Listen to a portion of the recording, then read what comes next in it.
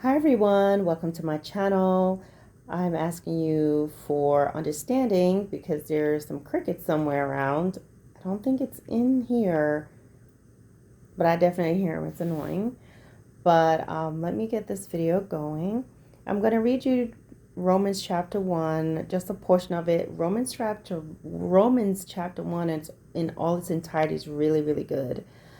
Um, and this video is going to be talking about people who hate God. They hate God. And so if they hate God, they're going to hate people who believe in God. All right. Specifically, they hate Christians. They're going to hate anyone, talking about true believers in the Lord that believe and live for Christ. They hate us. Okay. So Romans 1 and 18 says, "For the wrath of God is revealed from heaven against all ungodliness and unrighteousness of men who hold the truth in unrighteousness."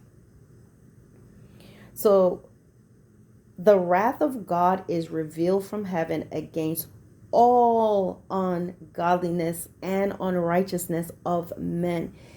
The Lord never made any he never differentiated and said, well, only people who never accepted me, but those who accept me, their unrighteousness and their ungodliness is okay. And it never said, oh, well, there is no ungodliness in those who I died for. You understand? He does not, the wrath of God is revealed from heaven. He is against all ungodliness and unrighteousness who hold the truth in unrighteousness. That means people will know God. They may even have experienced the presence of God, the power of God. They may have even been or say that they're believers of the Lord, but they still want unrighteousness. Okay? And if you read Hebrews 10 in all its entirety, you'll see how that ties to that. So the first thing, I don't want to go too far in that, but that just stood out there. So the wrath of God is revealed from heaven against all ungodliness and unrighteousness of men who hold the truth in unrighteousness.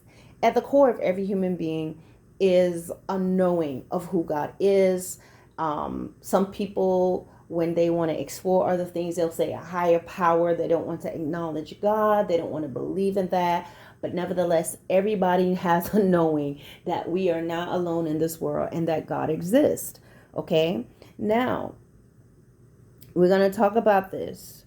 So let's keep going. Professing themselves to be wise, they became fools. That's 22. And changed the glory of corruptible God into the image made like to corruptible man, unto birds and four-footed beasts and creeping things. Therefore God gave them up to the uncleanness through the lust of their own hearts, to dishonor their own bodies between themselves.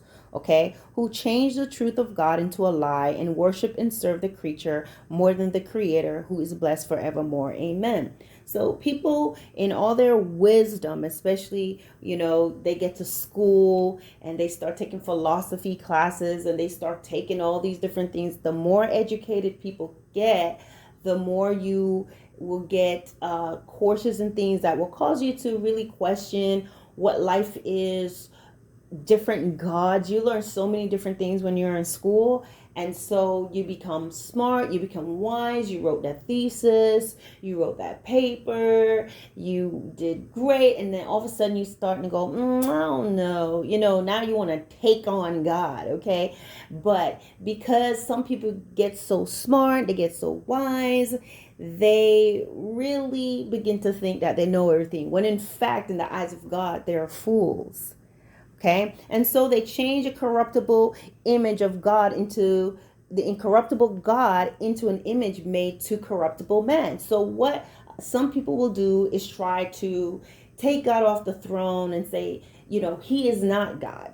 We are gods, or he is not God. There is no specific God. God is whoever you want him to be. There will be all these different things. Okay. So they want to change the glory of God and basically try to dilute who he is, nullify his existence, whether to say he's not or he's in all of us or God is who you want him to be. These type of talk is what the quote unquote wisdom of man, their all their education and all their knowing and exploring is, and can cause them to start to think this way, right? And so, they're changing the truth of God into a lie.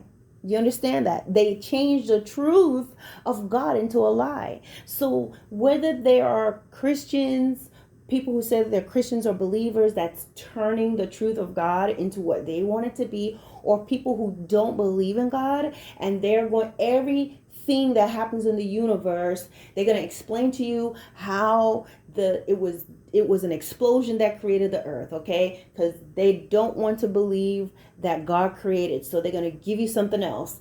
The anything that happens that cannot be explained, they're going to find an answer to debunk that. They're going to debunk the crucifixion. They're going to debunk Jesus being the Son of God. They're going to do all these things, right?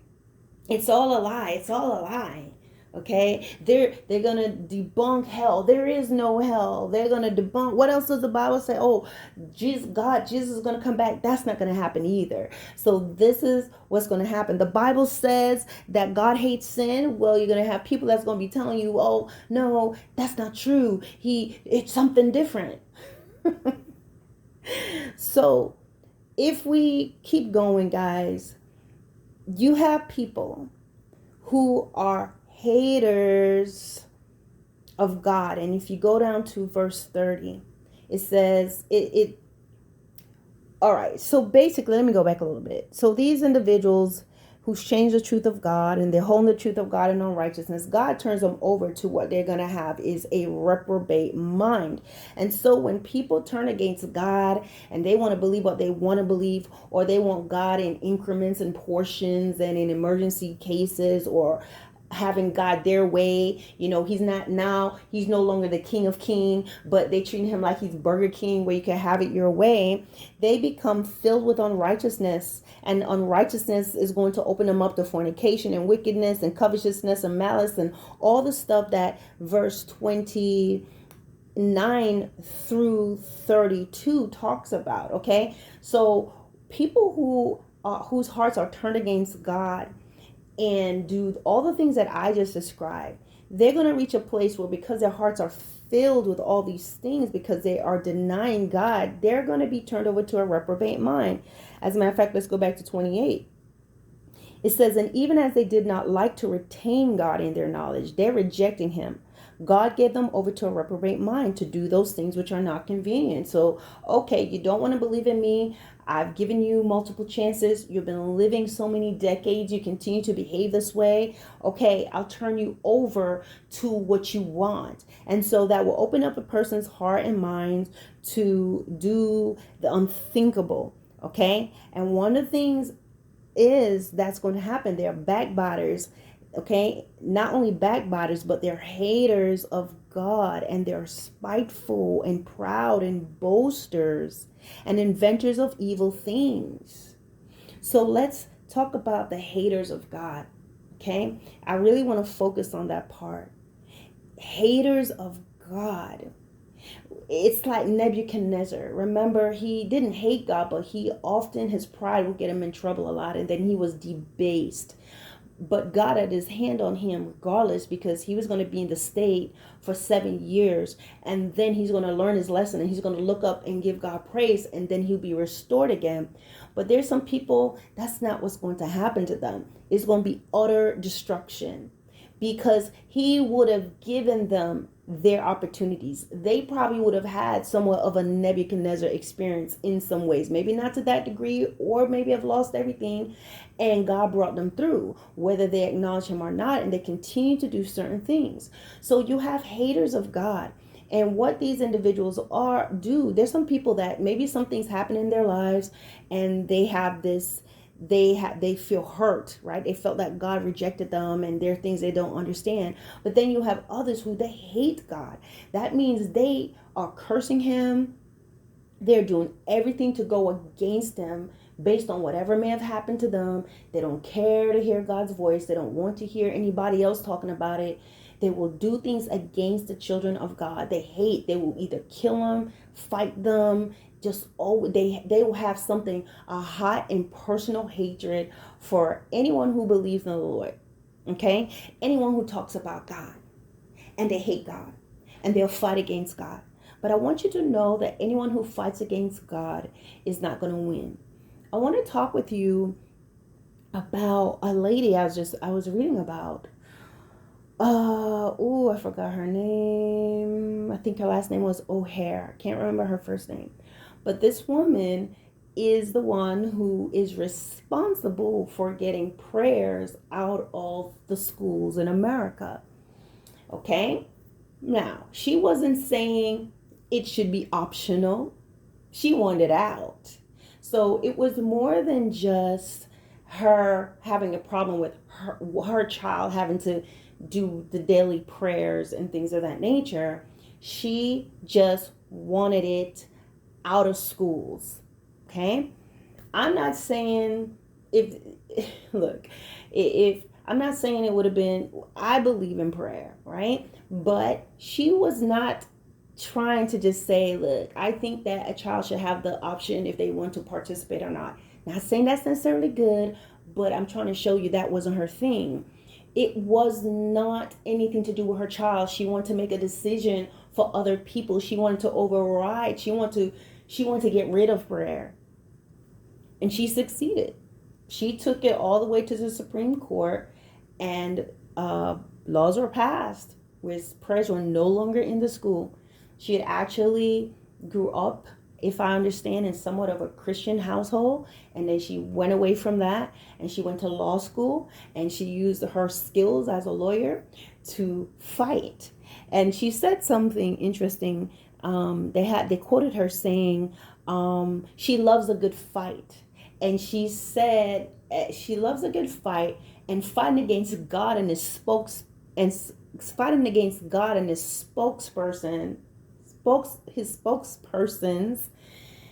basically she's ready for that too. And so she did that, and she succeeded, and she got prayer out of school and all these different things and all of that. So there was no concern for those who wanted prayer. She just wanted out, and she did that. And she went on to do a lot of things. She was an atheist, and she was starting a lot of different movements, and everything was successful, and things are being built, and she's just going, and she's being called to different places. And one day this woman disappears. Okay?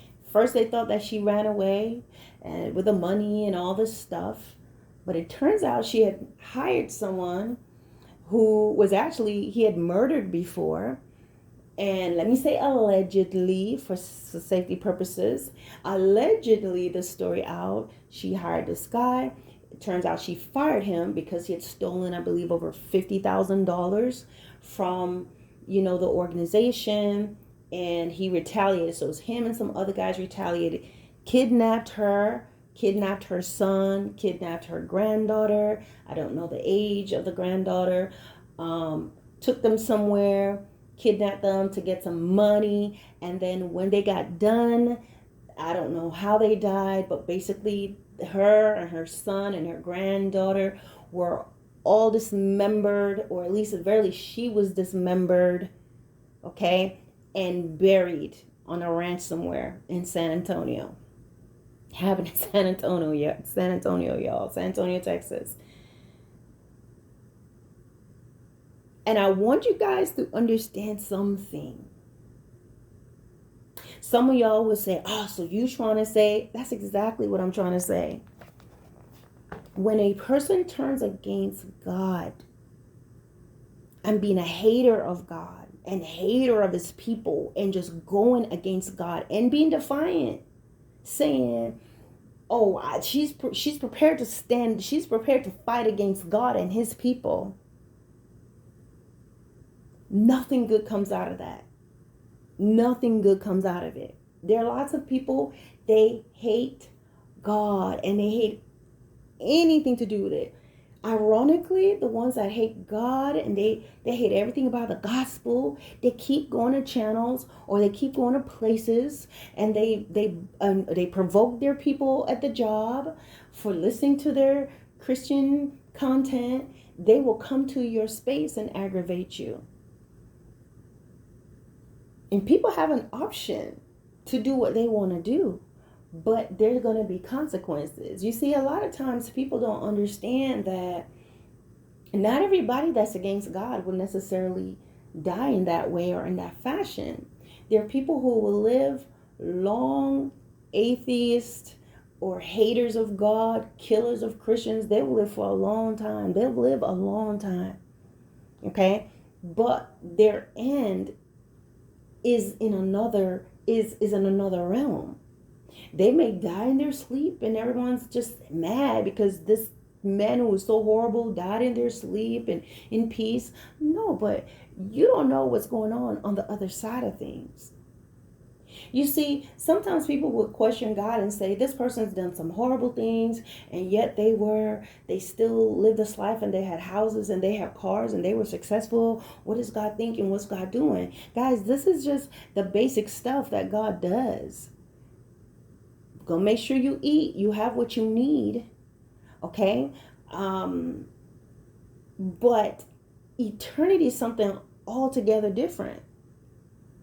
Just because you eating good and you living good in this earth, God still gives us all abilities to be able to live and eat and thrive and do what we want to do and succeed.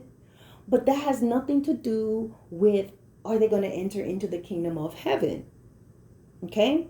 Because God causes the rain to fall on the just and the unjust, the sun to shine on the just and the unjust. So when you see people doing well in life, don't think, oh, what's God doing? God's just being God.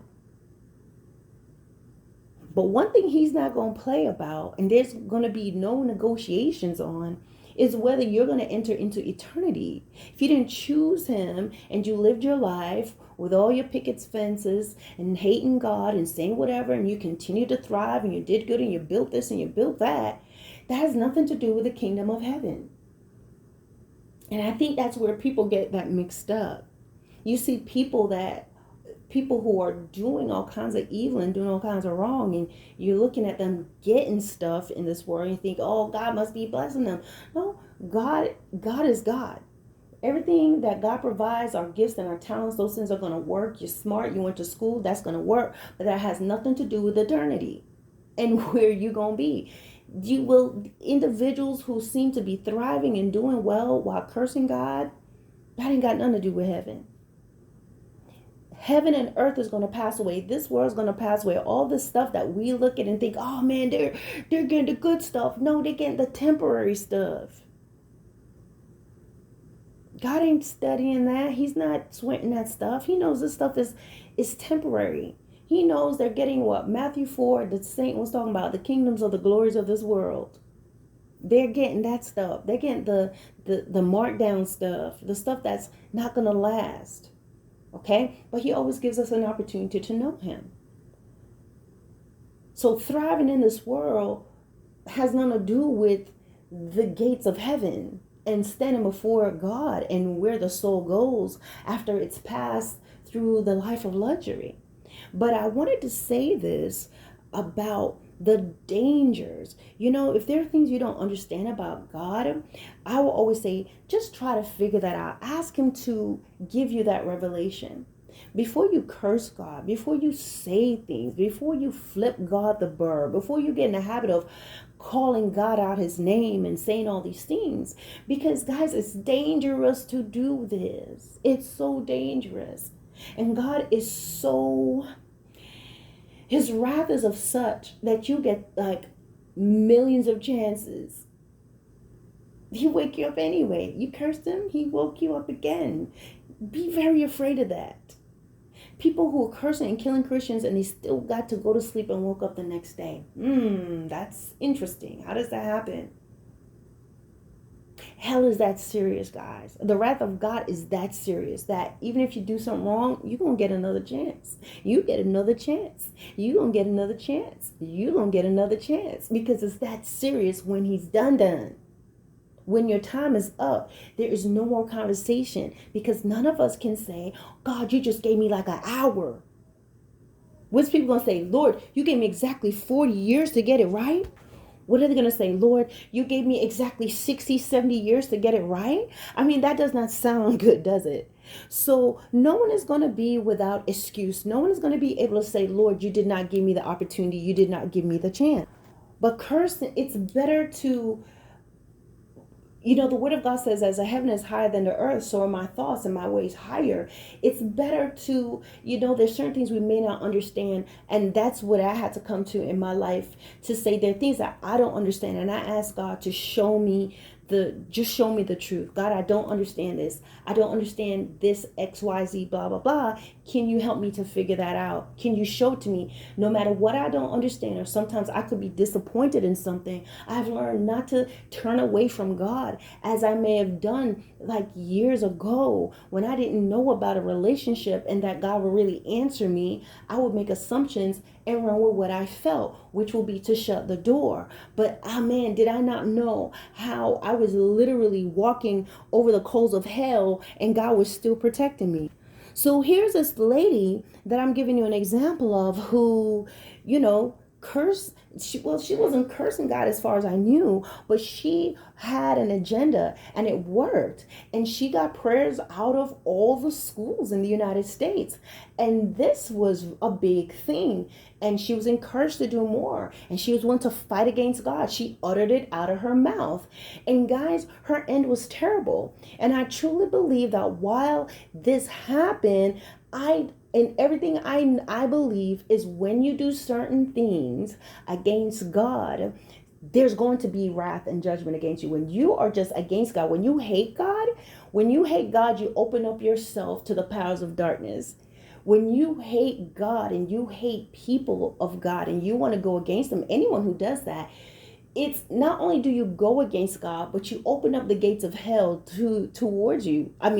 Open up the gates of hell, all the possibilities, the arrows that flies by day, the pestilence that walks by night, all that stuff becomes your comrades. And they're going to help you to get some things done. They help you to destroy people. They're going to do that. But the only thing they do is they want you to get guilty and muddy. See, they'll use souls. They use that woman to do all the things because she was a willing vessel. There was something in her where she was against God. She was against that prayer. It was not just something personal. She wanted to get rid of it. And she was proud and she was talking. And so the powers of darkness of this world helps her to make things happen. And there are others who feel that way. They just needed somebody to talk about it. She had a good argument. She used the skills and the education that she was afforded by God to do what she wanted to do.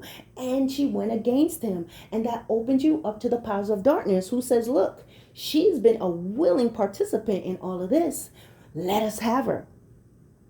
And I'm sure there were probably plenty of times because she lived for a good long while, okay? But she knew God, but she denied God and she rejected God, and she was making sure nobody else was going to be talking about God in the school, and you was not going to pray, and she's going to go against anybody who speaks up. She's going to fight against God, as she said, and she's going to fight against his spokesperson. That means people who are speaking for Christ or speaking about the importance. She's going to argue you down with her skills.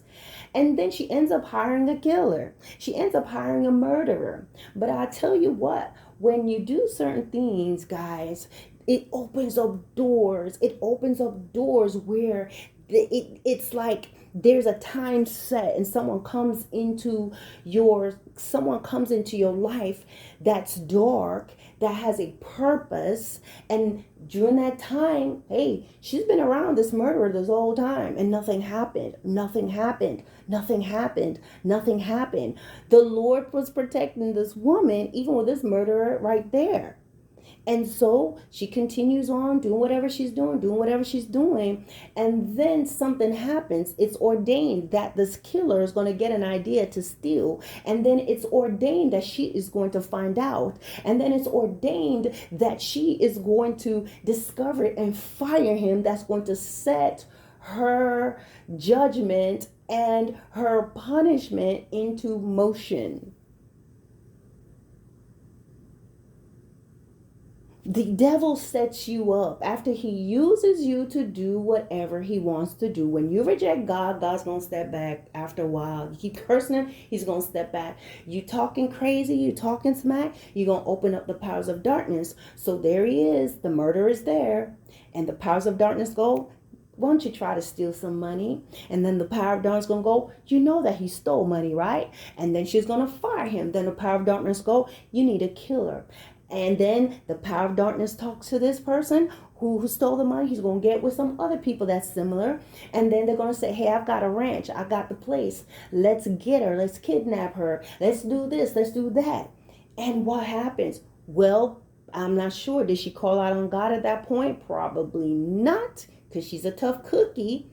Okay. But something occurs that's terrible, heinous, grisly,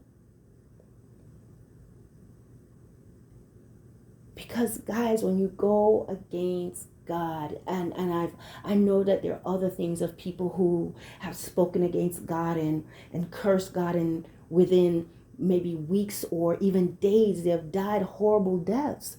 Everybody it doesn't happen like that with everybody, but I was like, wow, I was shocked. There's this other guy who was trying to get In God We Trust off of the money. He didn't win it, but he was insisting. And the thing, all I would say, guys, is you can, individuals that do this, there will be something else there. And they just hate God. You're not going to be able to reason with them. The word of God is not going to matter. No amount of argument is going to matter. And the thing, they'll do things where it's like their whole thing is not for you to have a choice on what you want, but they want to change everything for everybody. The gospel, when we preach the gospel and we teach it, people can choose what they want to choose in the end. But there are people who are just like, this is what we want and we're going to change it, and we don't care what you think about it. This is how it's going to happen. Okay. And that type of disposition does not come from God. That comes from the powers of darkness. The devil comes to kill, to steal, destroy, to control. Okay. And so, guys, I just wanted to just stop here and let you know that they're haters of God. They're haters of God out in this world, and they're going to be going against God and his children. But you know what? Never argue with them. Never debate with them. Okay? Because their mind is already dark, because they already know the truth. They already know the truth, or they've had an opportunity to explore and to discover it, but they don't want it. They reject it. And because they continue to reject the Lord, they continue to change the truth. Whatever they hear, they're going to give an explanation. They're going to have a rebuttal. All that happens is their mind changes. And now they're in this place of just doing wicked and evil thing. And a lot of times when you look at these individuals, they always have this, I always say, the stain. If you really look at them, I don't know if I'm just seeing them, but they always have this look. You see darkness. It's kind of like some teens today, like the ones that's unruly. If you look at a child that gives a lot of trouble, you can sometimes even see that in a little child, those little kids that's kind of rude. If you look at a rude child, you see this little thing in their face, in their eyes. I call it a stain. And you see it in a teenager that's beginning to become rebellious. They get this look in their face, okay? And then you see in these adults that they just hate God. They just hate him, and they hate the people of God. They're going to be a certain way. And there's nothing you can do. Nothing you can do. The word of God said, if you share the gospel and they reject it, you shake the dust off your feet, because they have to face God. And sometimes these people, things will happen to them in this life that's terrible. And other times, you're going to see them living this beautiful life all the way to the end. They died in their sleep with their family around them holding their hands. But that has nothing to do with eternity. Because as I said, God will provide. God would allow people to thrive. But people don't understand that's completely different from, are you going to enter into the kingdom of heaven? No, you're not. There's nothing in this world that is worth heaven or can be compared. So when you see people succeeding in this life, don't say, oh, God is helping the wicked. No, it's not. This world and what's in it, this is not the prize. So again, I would say to those of you who have an ought against God, and there's some things that's happened in your life, before you begin to curse God and charge him foolishly, I will really beseech unto you to ask God to reveal things to you and show you, open up your heart and reveal things. Those of you meet people like that, that's just bitter and hateful. It's not your job to be trying to convince them. God does not need you to prove to them how is he real. You don't get into all of that with them. You share your testimony. That's all you can do. If you're able to give them every answers about God, that will make you God, right? And as the heavens are higher, his ways and his thoughts are higher. You only know what you know. And only a person who has a contrite heart, who wants to know him, will receive him. So haters of God, man, they're out there. They don't look for channels like these. They're going to look for just, you talk about God, they get angry, they get riled up, they're cursing you, they're laughing at you. You're in the presence of an unclean spirit. Especially people, they get riled up about God. They curse you out. That is a spirit. That's nothing different than them little demons that we read about in the Bible. And sometimes it's their hurt and their pain. They don't want to hear anything. You got to just back up. Back up. This person's not going to change. That's between them and God. And people that want to fight against God, look, nobody was able to stop this woman. She says, I love a good fight. And she's ready to fight against God and his spokesman. This lady ended up being dismembered and cast away in a field. And you know what? Sometimes those same people that deny God will start hollering out his name at that moment. But it's going to be too late. Don't let haters of God destroy you, cause you to doubt him. You got to realize our battle is not against flesh and blood, but principalities and powers and rules of darkness and spiritual wickedness in high places. And it starts from people who allow a situation or something in their life or a belief or an experience to push them in this way to go against God. They hate him. They hate his people. They hate his word. They go against him, but they can't win against God. They just can't. You can't reach that high. You try to throw a book up at God, it's going to come down and hit you right in your face, because he has commanded gravity to do what gravity does, and it's going autonomously. You can't go up to the sun and put the sun out to spite God.